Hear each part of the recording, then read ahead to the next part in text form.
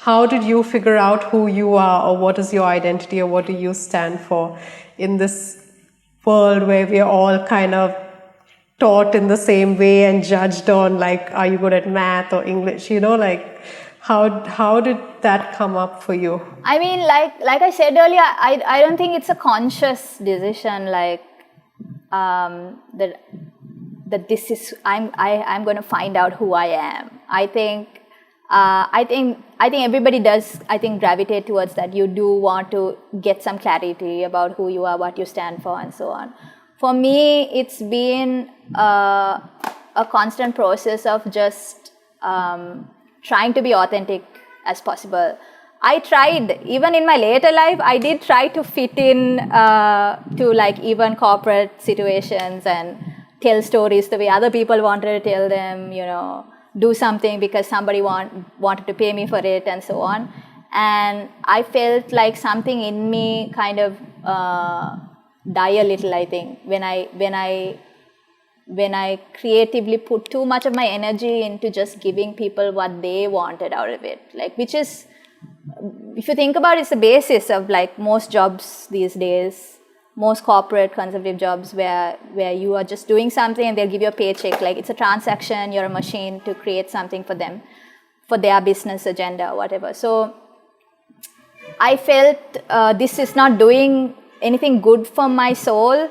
I think that was where I came from, which may not be a conventional methodology to assessing your work, but I felt like it was bringing me down internally, intuitively. It was bringing my energy down. It was not making me happy. I didn't feel like I was doing justice to these stories, to these people. So that's when I kind of went independent. I chose to make independent. So I think if you constantly listen to yourself, I think you listen to your voice, you listen to your body, what it's telling you, you listen what your mind is telling you, it will usually tell you who you are. It will tell you, listen, this is not you. It will tell you, maybe you shouldn't be doing this, maybe you should do it. And often what happens is we kind of numb that awareness of what the voice, we kind of, oh, no, I don't want to hear that. Like, let me do what everyone else is saying to do.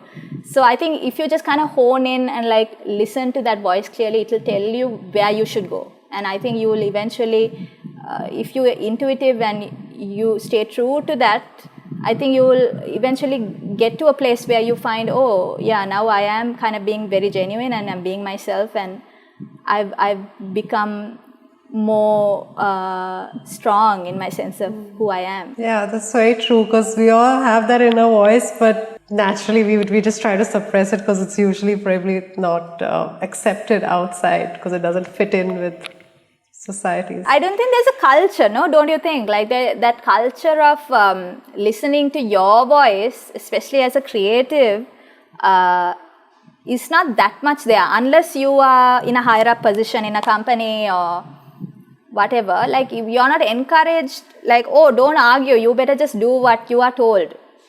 That is the thing, no? Like in school also, then you pass out, you join a company. That's the thing, that's the culture. And I do feel, especially after the pandemic, that's going to shift. I think on a global level, people are going to start questioning really what are they doing and why are they doing it, and why should I put my energy into this? Is it worth it? And what do I really want to say? Is there meaning in this? And I think people are beginning to explore that more. Yeah, how do you show up for yourself, and especially in the times when you said that, like a lot of your self-doubt, comparison, all of that was very much in your own head. Like when we were talking about when you were so scared of coming out as an independent, it was all very much in your head. So then how did you show up for yourself? Or I'm sure it is a long process, but was there something that really helped you? Or there was a burnout that happened. After India I came, and then a year later I was working so hard and wanting to achieve this thing and wanting, like, this insecure feeling actually. Even though I was at the top of my game, I was like, I could feel the burnout. And I think I stopped. I literally stopped everything, and I was with my niece. I think it was the first lockdown or something, and I was just with my niece, like, for a month or two or whatever, and chilling. chilling out, like in the sense that is also not chilling. Like we tell ourselves like, don't give yourself a holiday, like you're not deserving of it or whatever. But even more than a holiday, it was kind of like a moment to stop and be like, how do I show up for myself? Because something is lacking in me that I'm burning out right now. So it was a moment of stopping and reassessing and being like, maybe the way I'm doing it, maybe, trying to have that humility that maybe my method isn't working.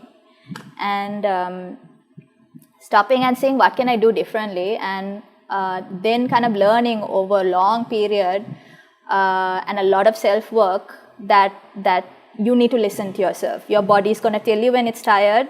Your brain is going to tell you when you don't like something. Some person you're working for, maybe their values are so dodgy or whatever, and it makes you feel dirty that you're doing this kind of work, even though they're paying you a lot of money. Like those things, I feel you need to have those conversations with yourself. Or your body, have you experienced like you're so stressed out, suddenly you get this back pain like on your neck and upper this thing, and you're like, is this old age? Like, but actually I find that's stress related, that my body is telling me you need a rest, you need to stop working so hard, you need to take like 2 days off now.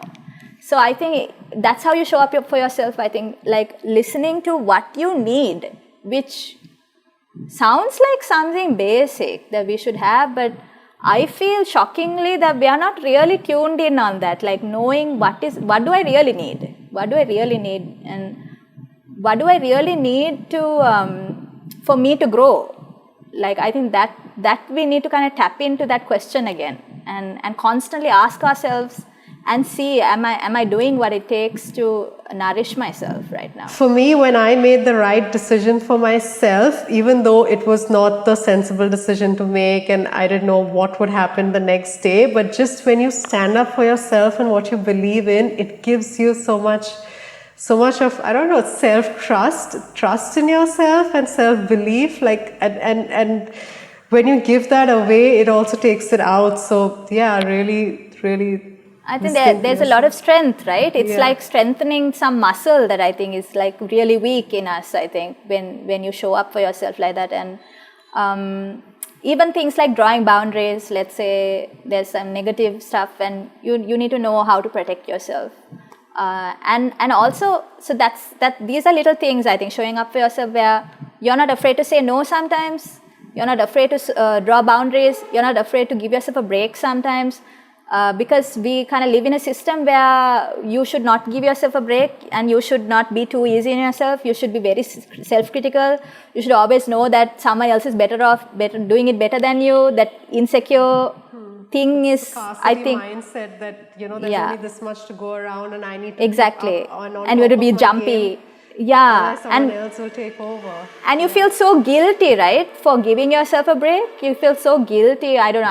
I when I was a workaholic phase, which is my natural tendency for some reason, I think, I felt so guilty for giving myself a break, for giving myself a compliment, for being like, no, you did a good job with that, actually.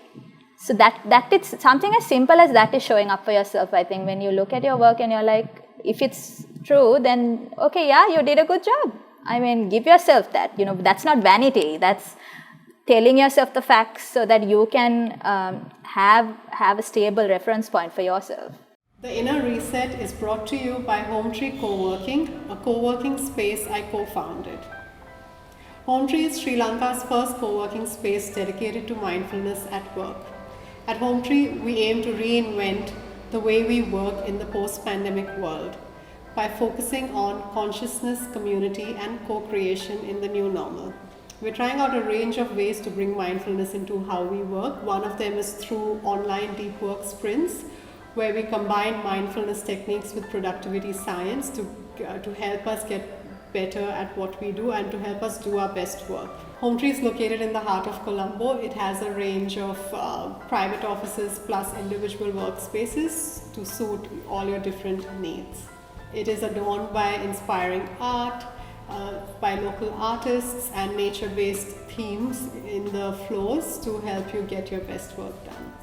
More importantly, Hometree is an ever-growing community of creatives, entrepreneurs and change makers who support each other in co-creating their wildest dreams. At Home Tree, we take pride in aspiring towards a new world of work, where your inner being directs what you do in the outer world. To find out about our latest programs, you can go to our Instagram page.